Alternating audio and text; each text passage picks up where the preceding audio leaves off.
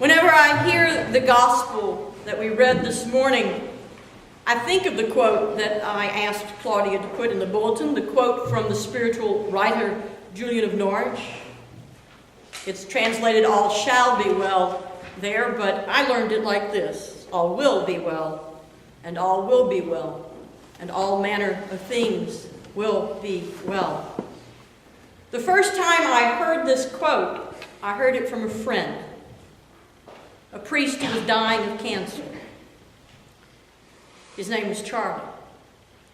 I went to see Charlie, thinking to bring some comfort to him.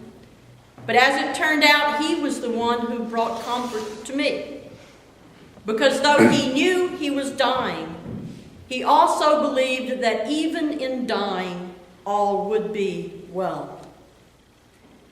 It is this same kind of all will be well belief and promise that we read about in this morning's Old Testament lesson.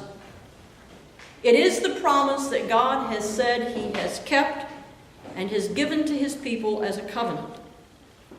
It is the belief that Isaiah proclaims to the people, the belief that God will bring the people of Israel, who were then in exile, eventually to a better place, and that he will bless them with compassion. It's this same understanding of all will be well which provides the foundation for that gospel refrain that we just heard over and over again in the reading. Do not worry, do not worry, do not worry. The refrain that runs all the way through that passage. The refrain that tells us that we do not need to worry about our lives, what we will eat or what we will drink, or about our bodies, what we will wear, because God knows we need these things and will lead us in one way or another to them, because all will be well. But as the Old Testament lesson also points out, it doesn't always feel like all will be well. Isaiah writes, "But Zion said, the Lord has forsaken me. My Lord has forgotten me." When we're feeling like that, it does not feel like all will be well. And even the gospel, with that repeating "do not worry" refrain, even the gospel acknowledges that there is trouble to be had in the living of each and every day. Now, it's hard for us to wrap our minds around those two seemingly opposing realities. On the one hand, the reality that all will be well, and so we need not worry, and yet at the same time, the reality that there is still trouble to be had. It seems to us like if there is trouble, then we better get to worrying about it. And that if all is well and we really don't need to worry, then we really shouldn't be having any trouble. That's the way it seems to us. We don't put those together very well. So we tend to hear this gospel as if it were saying something similar to us that an old song way back in the day, as my kids would say, said, "Don't worry, be happy." Remember that song? Don't worry, be happy. That is to say, forget about your troubles. Have a good time today. But you know, most of us who have lived any time at all know very well that life doesn't really work that way. That ignoring and trying to gloss over our troubles doesn't work out well for anyone and often just makes our troubles even worse. And I don't think that that's what Jesus was suggesting. I don't think he was suggesting that kind of thought of just ignore your troubles, don't worry about anything, be happy, roll through life as if there was nothing to worry about or care about at all. No, I don't think that's what Jesus was saying. And to get at what I think he really did mean about not being anxious, about not worrying over the troubles that come our way, about letting the day's troubles be sufficient unto themselves. To get at this, I think we can take a look at today's epistle. This is part of that letter that we've been reading for weeks now, this letter of Paul to the Christians who lived in community together in the city of Corinth. And he has, for the last several weeks, been speaking to that community about their tendency to be anxious about which faction in the community was the best, about which one was right and which one was wrong. Was it the faction that followed Apollos? Was it the faction that followed Paul? Was it the faction that followed Cephas, that is Peter? See, this was cause for great worry and anxiety among them because everyone wanted to get it right. And they were worried about getting it wrong.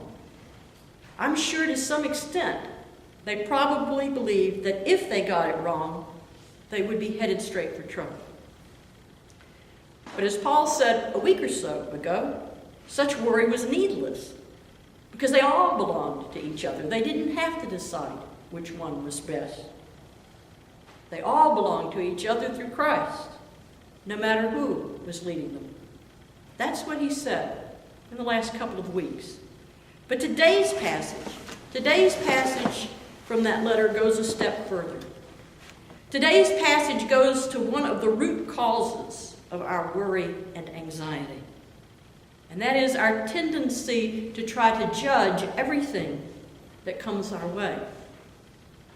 You know, we have a very hard time, and I certainly include myself in this because the only reason I know so much about it is I am the prime one that falls into this trap over and over and over again, of judging every moment of time, having trouble letting an event simply unfold. I think if we're honest, we all do, to some extent. It's the same way that those Corinthians had a hard time just letting each other's teachings and way of doing things unfold. We always want to make some kind of judgment, whether it's about ourselves or whether it's about someone else. Whether it's about the value of something that's happening in our own lives or whether it's about the value of what's happening in the life of someone else. Whether it's about our own performance or about someone else's performance, and on and on and on. And such a constant state of judging is prime breeding ground for worry and anxiety. For example, look what happens when trouble really does come our way. Quite often, before we even begin to address the trouble at hand or the solution to the problem that exists, we get all caught up, at least I do, in making judgments about the trouble itself. We start judging who's to blame for the trouble. Is it somebody else's fault? Is it my fault? Where should the blame go? And so the anxiety starts to build. We start judging how bad the trouble is. And of course, most of the time, if the trouble is not expected, and I don't know how many of you have ever been able to expect your trouble way ahead of time, it usually slips up on us a bit. It seems rather awful. Then, of course, the more we think about how awful it is, it seems to grow and get even worse and worse in our judgment. And, of course, the worse it seems, the bigger it grows. And the bigger it grows, the more we have to worry about. And the more our anxiety increases, the more all of that begins to gather even more steam. And if we are really proficient at this judging game, at some point in that progression, we'll start judging ourselves. We'll start judging our own abilities, or maybe even our own self-worth. We begin to think, if I were just more able, if I were just more skillful, if I were just more this, if I were just more that, couldn't I have avoided that trouble altogether? And by this time, worry and anxiety have run away with us. So much so that we may be spending more time worrying about the trouble at hand than in doing what we need to do to respond to it, and doing what we need to do to solve the problem. But we don't have to deal with trouble this way. We don't have to just react to it. We can, as Paul suggests, leave all the layers of judging alone. Because 9 times out of 10, assigning blame does very little to address the problem. 9 times out of 10, making the trouble bigger than it needs to be only serves to delay whatever action we might take.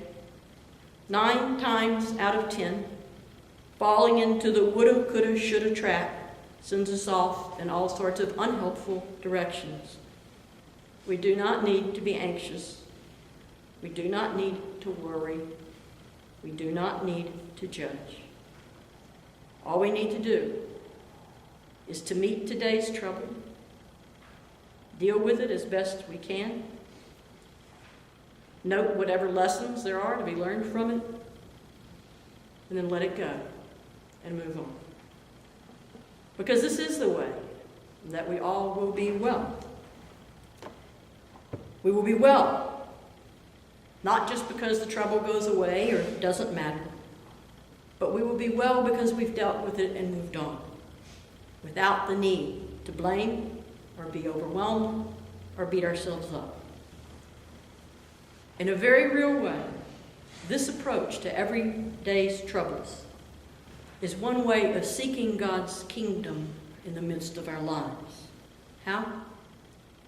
Because God's kingdom is a state of being where healing takes place, and we're all in some need of healing. And each time the trouble of our day is addressed, some amount of healing does take place. You see, today's trouble is not only enough for today, but it is also not more than we can live through in a day, when we remember that no matter what, all will be well. So I think about my friend Charlie and the quote he gave me from Julian of Norwich. I think about him quite often. And in fact, at those times when I hit a day or a week where trouble seems to be relentless, I find myself repeating Julian's words over and over and over again in my mind, almost like a mantra. All will be well, and all will be well, and all manner of things will be well. As one-liners go, it's not a bad one to live by, because the truth is, no matter how bad the trouble gets, at some point in time, all will be well. Amen.